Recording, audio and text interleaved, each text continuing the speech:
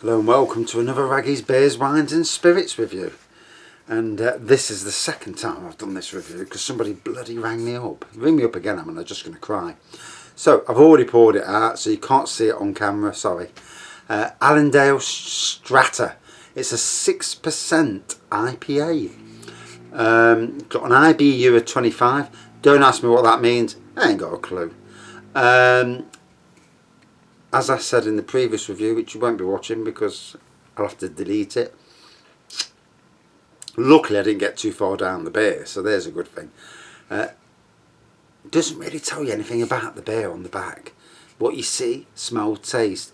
And if I've got any little nitpicking to pick out, breweries, in my opinion, if it doesn't tell you on the front it's citrusy or whatever, then it needs something on the back. A lot of breweries could sell a lot more because some people, and especially if it's legible as well, the reading, there's a lot of people out there who are a bit, not so great on the eyes, the older generation and that, and sometimes the wording can be a tad on the small side, which I'm not slagging Allendale Brewery off for it, but it's just little things that, as somebody who does a lot of beer reviews and that, I want to know what I'm drinking. I want to know the flavour, the smell, the aroma. But anyway, so I've poured this out and I was at 7 minutes. Then the wife rang to tell me she's paid £6 for 50 dishwasher tablets at Sainsbury's. And the store, she said, it's like it's closing down. And these people around the country, stop panic buying, for God's sakes. So the people, all the rich people are great. They can go to the stores, buy X amount, woof, woof, woof, woof, woof. We've got enough for 2 months. Yeah, that's great for you. The people that are poor, the people that are elderly, that only go shop once a week, they'll go to the shop, can't get everything. So they struggle to get to the shop. And then they can't get everything, they try and go to another shop, can't get anything. There's a word, but I'm not going to say it because it's a swear word. But it begins with effing and idiots. Yes, people are scared. We all understand that. We're all part of the set. We're all in it. It is scary. Especially if you keep listening to the news.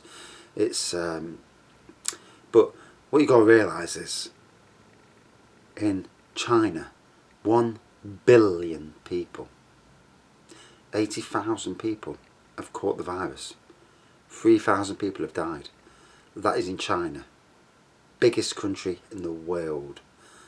1 billion people, 80%, less than 1%, 1 in 100 has actually got the virus.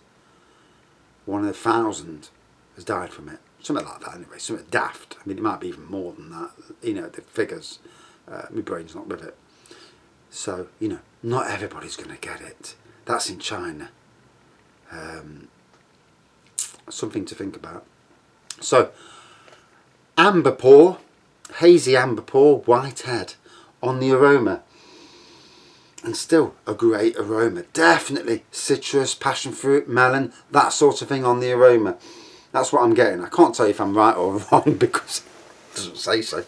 On the taste, 6%, did I already say that? Yeah, 6% ABV. Translates well to the taste. The alcohol content translates well as well. I can feel that I'm drinking a 6%er. And the taste, the aroma certainly translates well into the taste. It's a nice tasting beer. As I said before, but you wouldn't have seen that, I either got it from Morrison's Beer Festival in November/December of last year, or I picked it up from when I went to Blackpool Pleasure Beach last year, from the Morrison's that was round the corner. It was definitely a Morrison's that I know, but I can't remember which time I got it. What's the best before on the can, does it say? Should say.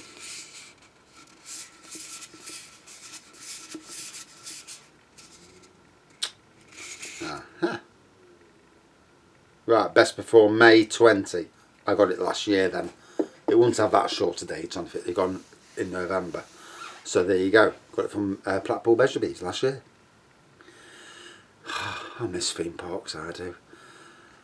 And that's the worry soon. I want to go to a theme park, but with all this blooming worry over this virus thing, coronavirus, you don't have to going to start cancelling theme park, closing theme parks. It's already happened in Holland. They've closed Efteling.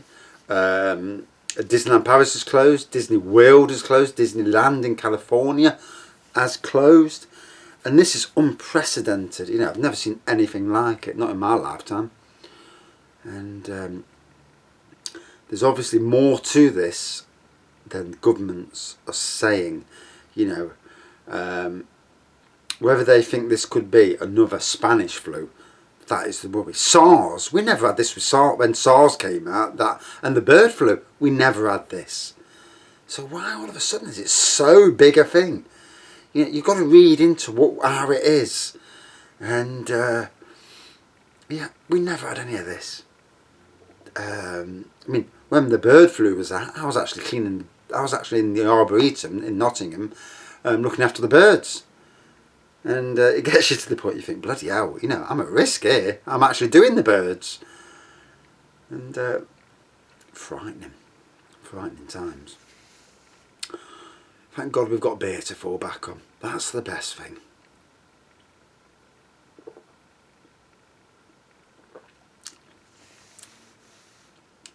Although I've got to lay off me. So I struggle with sleep at nights. I've got friends who I didn't know actually suffered with anxiety, stress, depression, whatever, and they also have sleeping tablets. I've never had sleeping tablets. I hate going to the doctors anyway. Absolutely hate it. Even if I'm suffering with illnesses, I won't go to the doctors. You know, I'm old school British. You know, stuff it. I'll just, you know, my legs hanging off. Stuff that. I'll just carry on. And I mean, I've fell down. So I've got a cut on my head before, and it's pouring with blood. And I'm like that. I've got it. And my wife says, "You need to go to the doctors. You need to go to the hospital." Oh, okay, I'll carry on. And that's just the way I am. I hate it. I'm not sitting in hospital for 6 hours. And I mean, I fell through a roof 2 years ago now. And a bit of a bone of contention with that. Sent to a job. No risk assessments. And fell through a roof. And initially it was like, woof, Jesus Christ. Sat down, didn't really hit me. Next day, obviously it's like a road traffic accident. All of a sudden, all your muscles where you fell, they're starting to hurt. And the doctor says to me, "Have you shit yourself?" And I went, "Pardon?" And he says, "Have you shit yourself?" And I said, "You what?" And I'm like, that's a bit rude. You know, but my doctors take the mick out of you. That's just the way they are. They're absolutely brutal, and it's like your best mates. You know, your best mates take the piss. Well, these are like that. You know. And he checked me. He says, "Well, luckily, you was lucky." He says, "You could have died."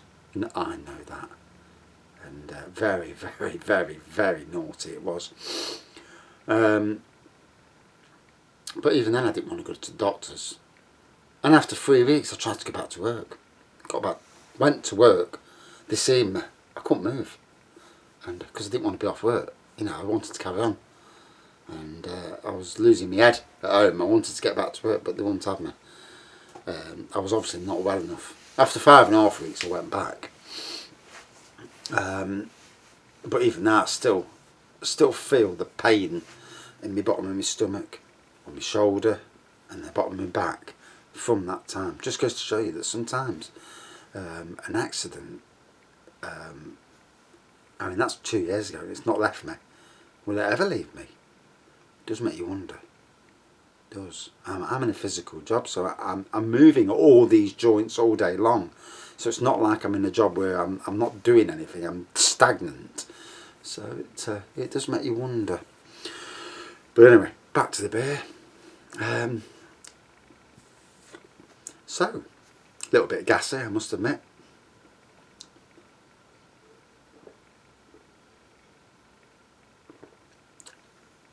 So, with travelling around the country, if any of you do travel around the country, it's always a great thing to have money with you. You know, money that you can spend on beers where it's not coming out the kitty sort of thing. You know, the odd 30, 40 quid. And going into them supermarkets anywhere around the country and seeing what's different. Because I'll guarantee you there's beers and lager ciders, especially beers, that are not available anywhere else.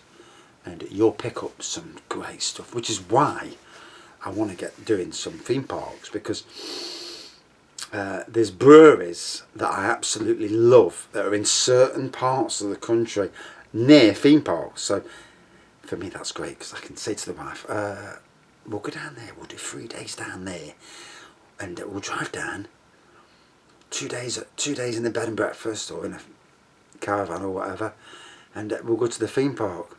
But now with this bloody virus, you know, it's like, how far in advance do you do? I mean, we always book, for my son's birthday in July, we always book a theme park break. For the last, flipping heck, 6 years, we've gone away for his birthday. He's got autism, so, you know, we are, family's everything, you know. It's, I had a crap childhood. Mum and dad had plenty of money.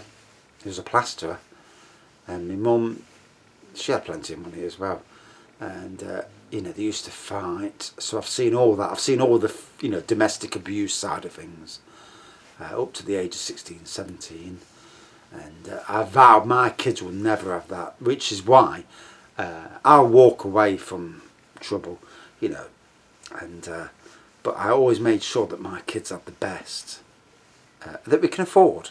You know, got to be sensible. I'm not putting myself into debt, but we always made sure the kids had got the best we could afford. Some years are better than other years, you know. Some years on the internet I've made some good money, and I remember paying one Christmas for my son when the PS3 came out, and it was in Japan, China, and it was like China, I think it was Hong Kong. You know, you class that as China now, don't you? And it was 600 quid. That's a good Christmas present, you know, for somebody who's not on a good wage. And I bought him that. My daughter spent 600 quid on a laptop for her, and then we bought a shed load of presents. But that was just because we had a good year, and you know, always wanted to be there in that way for my kids. And the funny thing is, all these years later, they still buy us great presents back. So, and their love, well, our love as a family, as a small family, we, you know, we all bitch and moan about each other, but we're there, you know. My kids, when I was at my weakest with anxiety, because the dirty was done to me at my city council job, and they were totally, you know, there for me. And it's that sort of thing where the kids know that the sort of person I am, the real person, not bullshit that people make up about you. Anyway, back to the beer. I do go off on a tangent, you know. It's part of my review process, I suppose. Right, we're on it now. We're on it. I've been talking about this beer for half an hour now. It's been ridiculous. Hey, but it's going well. It's a nice beer. Can't fault it.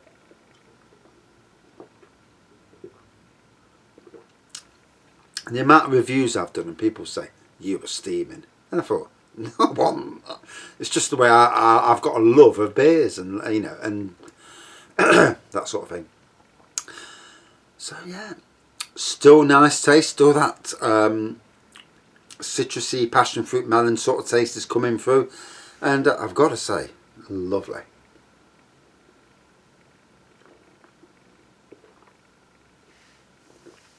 So, basically an amber pour, hazy amber pour, whitehead. Couldn't see the carbonation or lacing because it's so hazy. On the aroma, citrusy, passion fruit melon, hops, all that translates into the taste, and a really nice tasting beer. And obviously you probably have to go to the brewery to get this, unless you live in the north of England, but very decent nonetheless. Out of 5 then, 4.45 out of 5. Really nice alcohol content, and not got a bad word to say about it really, apart from the fact I had to do it twice, the review, because my wife phoned up in the middle of the last review. That kind of killed me, that did. I'm like, God's sake, I've got to answer that bloody phone. I need to put a thing on. Billy's doing a review. Do not phone, please. That sort of thing. Thanks for watching. See you soon. Cheers.